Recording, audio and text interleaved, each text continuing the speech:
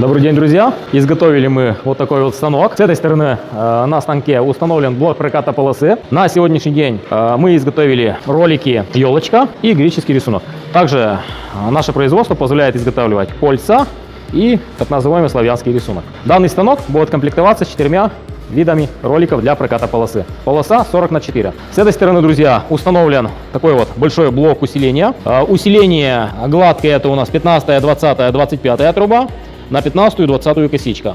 Нижние валы для заминания окончаний профильной трубы, а также для изготовления и раскатки гусиной лапки на горячую.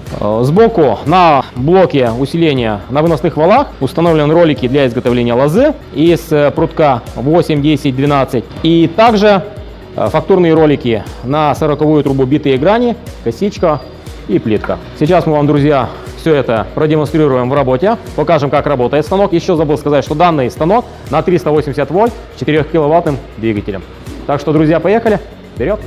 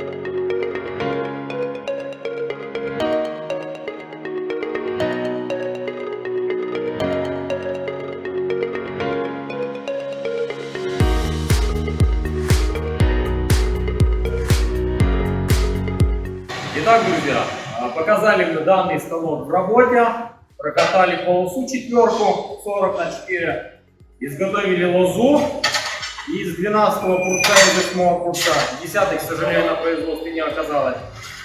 Изготовили лапку на горячую, гладкую, лапку гусиную, также это все на куртке из лозы сделали.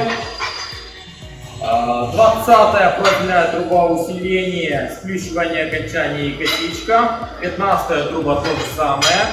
25-я труба усиления и сплющивание окончаний. 40-я труба, косичка, плитка и битые грани. Также на роликах, предназначенных для 40-й трубы, можно катать 2 трубы 40 на 20. Куда и зачем нужен данный станок? Он подойдет для больших производств, где надо ускориться для выпуска готовой продукции. На одном станке готовят заготовки для валютных изделий публиков, на втором станке можно загибать. Так что, друзья, обращайтесь в нашу компанию Призма-НТ. Всем добра, пока-пока.